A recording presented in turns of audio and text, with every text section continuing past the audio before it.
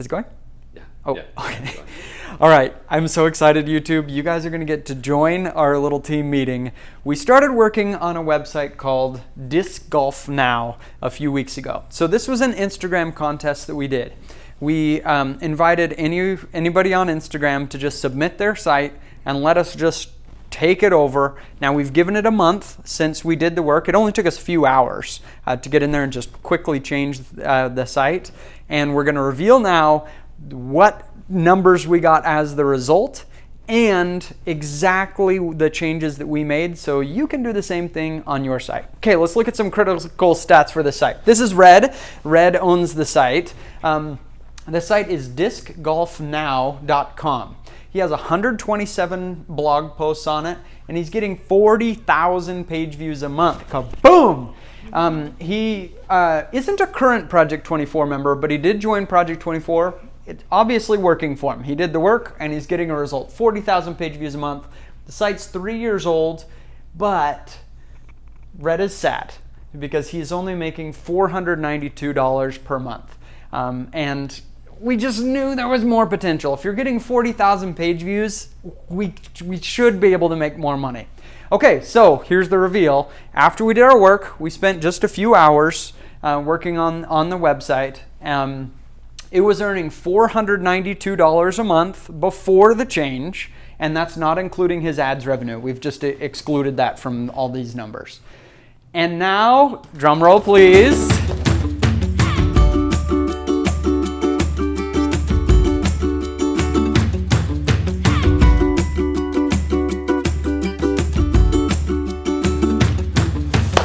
All right, guys, the entries are in for our Instagram contest.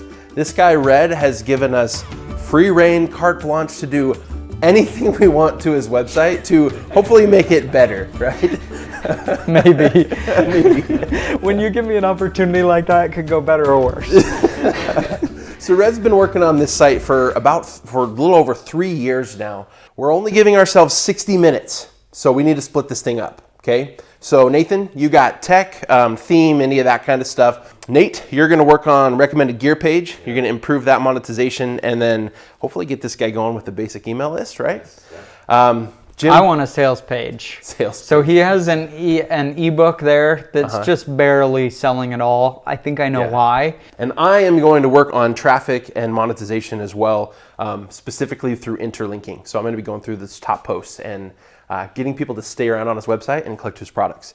So 1 hour. 1 hour, We don't guys. have much time. I want to see us like double this guy's site in 1 hour. I think we could do it. Let's do it. So he has an ebook that he calls the Disc Golf Player's Manual. I don't love the title or the branding of the book. It's branded as the Ultimate Beginner's Guide. Beginner information is free. It's on YouTube, it's on blog posts, people expect it to be everywhere. When they're buying an info product, they want to buy the secret sauce, right? And so I didn't feel like I could quite change the name of his book, but I did go through the branding and try to really emphasize the value that the people will get from the book. So it's not a matter of saying what the book is, it's a matter of saying what the book can change for that person. Another thing in just the marketing of the sales page is I want to avoid the words learn. When you're teaching somebody how to do something, people don't want to learn it. They want to have their problem fixed. And so I'll say things like, here's what your game will get from this ebook, instead of here are some techniques you can learn from this book. So this is the old sales page. And here's what the new sales page looks like. So it's clean, it's simple, and it makes them really pay attention to the time here. Flash deal ends in, and that countdown timer ticking down. Has the add to cart button front and center there. And then instead of like a long bulleted list of all the different things in the book, I broke them up into just 6 things that they're gonna get from having this ebook. And I thought, what does a beginner want? They want to be able to throw that disc further. So I put that first thing right in there. That's what somebody wants when they're looking for this. I also increased the price to $14. It was $5.99. I just feel like going from $5 to $14, I don't know that a lot of people are just not gonna buy it because it's $14. And we are putting it on the flash sale, coming down from listing it as $24, and we have the countdown timer. We also added a sticky bar across the top, so every page of the site is coming here. Now, what about that timer, right? It's so cool. To see the exact plugin we're using, go to incomeschool.com/countdown timer. But essentially what this allows us to do, it's a cool plugin because it's tracking a flash sale for that individual user. So when I come to it on my browser, it shows the time I have left to buy it. And if I miss it in that time, it's going to redirect me to another page that says, sorry, you can't buy now. So it really will end it. But for somebody who visits tomorrow, their countdown timer is just starting. That is cool. You're having a sale, but it's an evergreen sale. And when we've done this before on products on our websites, I mean, sales just go whoop. It's just crazy what you can do with sales when you can add that scarcity and urgency to buying. So that's what I did on the sales page. I hope we see a nice increase in sales. I just finished putting Acabado on the website. I'm going to show you the old website. It actually looked a lot like the Acabado theme even before we had the theme on, and so it was a perfect switch over to Acabado. It looks fantastic. It's a little bit faster, and overall I'm just super happy with how it looks, and I'm really excited. So I'm just going to show you guys now. So this is what it looked like before we put Acabado on. All right, and then here is after we put Acabado on. So it looks very similar. Acabado, we had the nice large hero image at the top with a few of the little blocks, and then the nice blog roll below. Overall, it just looks so much simpler and cleaner. You have the nice portion here on the sidebar for the book. It just looks fantastic. Even when you go and look in on a blog post here, I'll show you what it looks like.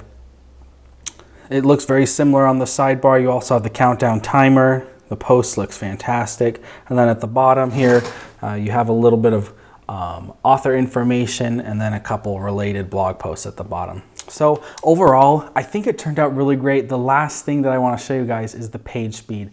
He was originally getting around a 14. I think I showed that on the screen recording, about a 14, which is really low. Acabado is known for its speed, so I was really hoping that it would speed up a lot. I counted the plugins. There was probably 20 to 30 active plugins on the website. So we got rid of quite a few and we're down to 13. We disabled some that maybe Red can go back and enable if he needs to, but we weren't able to get the speed as fast as I'd like because there are still about 13 active plugins on the website. But we did get the page speed up about double what it was. So up into the 20s, mid 30s range is where we're at now. So overall, I think it was a great success. I'm glad that we could work on this project, and I think it looks great. Okay, so this gear page, I already changed it slightly. It looked a little bit different than this, but we got some high quality images that Red already had in there. But the issue here was originally when we click through to one of these lists, like here's my disc golf discs, right? It would take me to a page like this, where the very first thing that I see is a massive list of all the discs. This is what, 101 discs. And the issue with that is it's an immediate turnoff. None of these are links, there's no images, there's nothing. And it's like, okay, so I got a list, but I have to scroll all the way down to get to anything informative. So, and I know a lot of people have done that in the past. Google pulls the snippet from the first 500 words of the blog post. If you haven't seen our video on that, then definitely go check that out about winning snippets. But in this section, that actually detracted from this page, because there's nothing to look at for the first, I'm scrolling, and then finally I get to, oh, why I choose these discs. Oh, okay. And then we start having images, and the rest of it's pretty high quality. The images, you can tell he put a lot of work into each of these images. I went ahead and changed this to simple.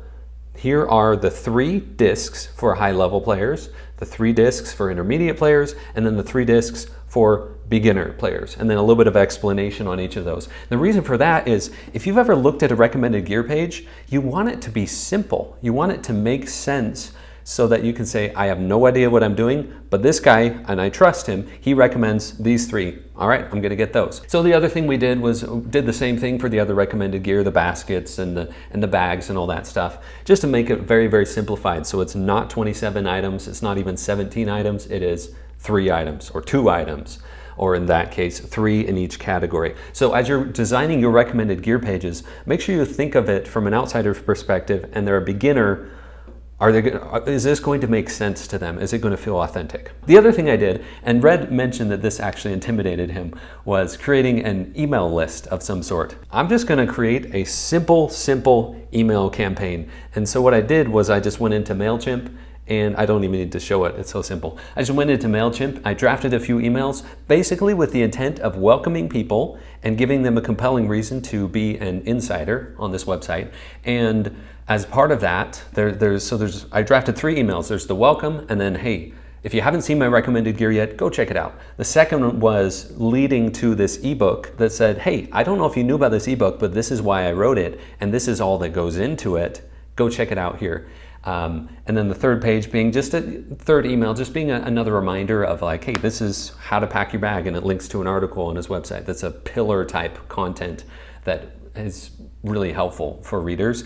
And then with each of those, basically said, and as a thank you for being part of this email group, I'll give you a discount, that type of thing. Give them a compelling reason to be in the email list. All right, so I am focused on improving the traffic to the website through interlinking. So once we have people on the site, keeping them on the site.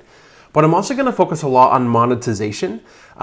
Again, through selling links and just improving the affiliate monetization specifically. So let me show you a couple things I've noticed right off the bat. I come here to the blog post and I see a list like here, the 17 best disc golf shoes for women in 2020. This was one I just came across. It wasn't from the top 10 list, but we have a list of 17 things here, taking up a whole bunch of space here above the fold. Now, I understand why you might want to quick spit out the answer. We've been saying that a lot, give people what they came for and give it to them right away. The problem is twofold. One, I come to this and I see my list of the best disc golf shoes for women. I don't have any context. Seeing this list does not help me at all. Are these numbered in order of best to worst of the best? Or are these just 17 random ones that you like best that are in no particular order? I just don't know that looking at it. And so I have to come back down and I see, okay, here's what to look for. That's really good information. And then, oh, okay, this is your number 1 pick. And now I get the details, the information. So what's the point of this list if not to just win the Google snippet? To win the snippet with a numbered list like this, just make each of the subheadings for the different shoes, just make each one a header, right? So right now, I think they're set as like an H5 header. And the reason for that, I believe, is because this site was on X theme before, and the H2 and H3 headers were just so big that we almost never ended up wanting to use them. It's better practice, though, for these to show up in a snippet result as a list of items to make them like an H2 or maybe an H3 header. The other problem with this isn't necessarily related to the fact that we have 2 versions of this list. The other problem is just the sheer volume, the sheer number of items on the list. Again, we see this throughout the website. I don't need 17 different kinds of shoes to pick from. If there are best shoes for women's disc golfers in 2020, realistically, you ought to be able to pare down this list to maybe 3 items. And if you're going to have multiple items in a best of list, there needs to be a reason why multiple items are present. For example, you might have this is just the best of the best. The pros are wearing this one because it's just the best shoe right now. Or maybe this one's the best for arch support. Maybe this is the best budget one. You might have a list of 3 to 5, but every item on that list should have a specific reason why it's there, as opposed to just saying, here are 17 really good ones, pick from them. Now I see the top 10. These are the 10 posts or pages that are getting the most eyeballs. the most people looking at the website. And so if I total this up, over 40% of traffic across the whole website comes to these 10 posts, and 13% is going to just the number one post. And so that's where I'm going to start. I'm going to look at that number one post, and I'm going to go through and try to optimize that post. I'm going to optimize it for interlinking by linking to other articles really well. And then I'm going to optimize it for monetization, making sure that my affiliate links really stand out and make sure that those posts are just really valuable. So let me give you an example. I mentioned these 17 best disc golf shoes for women. This was not from the top 10 list. That's one thing I don't want to out here are the top articles for this guy's website. He's done a really good job of getting traffic to them, and I'd hate to mess that up. And so what I'm going to do though here is I'm going to come to this article and I'm going to do a really good job of optimizing it. And what does that look like? First of all, I'm going to go through these affiliate links and I'm just going to make sure that we're doing a good job of selling the links. So here, normally I would say that the link itself and the sentences around the link should do a good job of selling. And we sell a link through two ways. One, give people a reason to click on the link, and two, make sure they know where they're going. Here, he's let me know I'm going to Amazon. Fantastic. And then selling the link, he's really done that through his explanation of the product. I don't necessarily need a super clever way to explain this. I just think it's really valuable to have a contextual link here and to have a really good description of the product and an explanation for why to buy it. He has said right off the bat, this is my number one pick. He said our, that makes it feel a little corporate, doesn't it? I would say my number one pick. And then, go through here and just make sure it's really good. Now, this link here at the bottom does feel a little bit to me like having a buy now button. It's a little bit better. It feels a little bit less salesy, a little bit less spammy, but I think I would just include it in the content.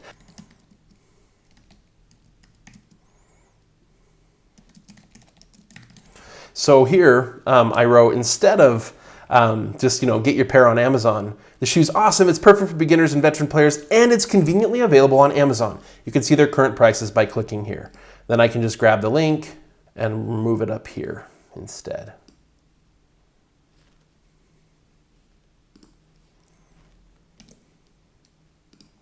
And then when I'm linking to an affiliate product, I'm always going to make sure it opens in a new tab. I do not want people leaving my website and going to Amazon to never come back, okay? Then I'll update that post. Here's my recommendation. If you've done anything similar to this, where you just have way too many products to choose from, narrow it down. This is an article that's driving some traffic now, and I probably don't want to make massive changes to it. So the approach that I'm going to recommend is that you go write a new post. And then in that, I'm just going to have my top one, this is the best one, and then maybe here's my budget alternative for those of you who are not interested in spending however much this costs for a shoe. And write that as a separate post. And then in this existing post that's already getting traffic, I might just add a couple of lines here near the top that say, if you're having trouble making a decision, just go check out my other blog post here and drive new traffic to that article. You're going to do a better job of converting when you can tell people, go buy this, than if you have to tell people, hey, there's 17 here. One of them is going to be good. Just go pick one. It's just not going to convert nearly as well. The other thing that I'm doing to help with that affiliate marketing is I've installed a new plugin on this website. It's called Affiliate Sherpa. It's not available in the WordPress repository. This is a plugin that we've had developed that is for Project 24 members. So it's doing a couple of things for you. One is it's putting his tag here automatically in every single Amazon link. So every link to Amazon across the entire website is getting that tag automatically placed in that link. But over time, we're going to find out which blog posts are actually driving the clicks and which products are being clicked to. And with that data, we're going to be able to optimize. We're going to figure out which are the products and on which blog posts are we getting the best conversions to getting people to actually click over to Amazon. The other cool thing is that we're able to do that with all affiliate links. And so on this website in particular, Red's using other affiliate programs. And so what we can do here is we can take each of those links that he's created to various products on another affiliate program, and we can set them up here. So instead of creating a link and just pasting it in an article and then having to track where each link is so that if it needs to be updated later, we can update it later. Instead of tracking it like in a spreadsheet, you just put them in here. You give each one a name, have the actual link URL, and then we're gonna make an anchor text, and that's gonna become a short code. Then you can put that short code in your blog post, and now when people click on that link, we can get that same tracking data. We can see how many people are viewing that link, how many people are clicking that link, which blog post it's in, and that way we can start doing a better job of finding out what's working with our audience and what isn't working. So I'm really excited to see this start to work for Red on his website. So far, we haven't set up any of these links yet. I'll set up a few, but it's gonna be really cool once he starts to get that data and can further optimize his site. And now, drum roll please, it's earning $1,632 a month. That's it. The traffic hasn't changed. Same amount of traffic, but huge jump in the revenue on the site. So good job, everybody. That's pretty cool what we've done in just a few hours to this site. So for YouTube, I want to kind of go around to each of us that worked on the website so you can do the same thing to your site. My job in this project was to help Red's site look a little bit better than it was. I have to say, for the page speed, the revenue was impressive, but I have to say I am pretty proud of what we got here with the page speed. So drum roll everybody.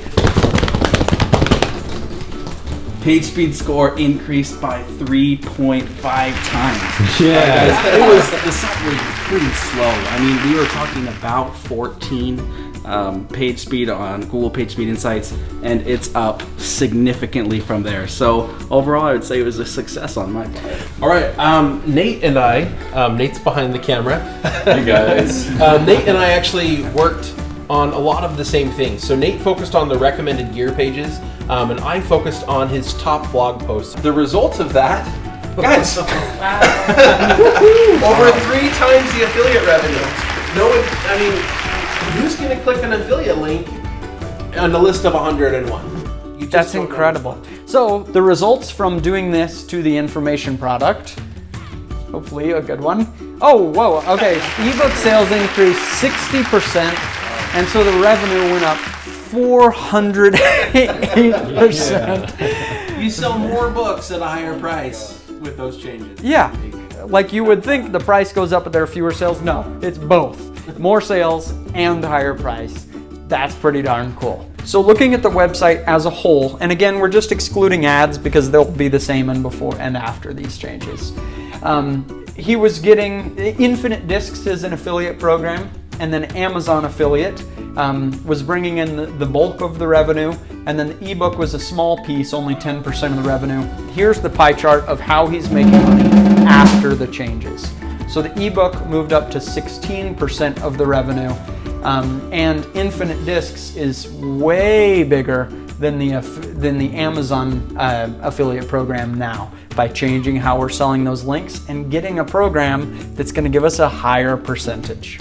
Red was a member of Project 24, and he learned a lot from it. It got him a lot of traffic. But he did end his membership. I understand, we can still be friends if people have to move on. Totally cool.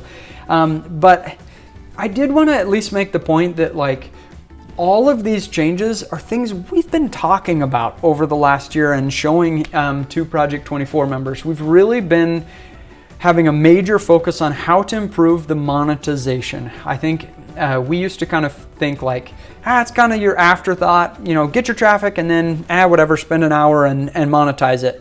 And there's a little bit more to it. We're learning some more strategies that, like this, you can take a website with good traffic, not amazing, but good traffic, and by just being smart about how you're monetizing each page of the website, you can make huge changes to the revenue of the website. So we're really excited to share with you guys this overhaul. We hope to do more overhauls in the future, and we'll see you in the next video.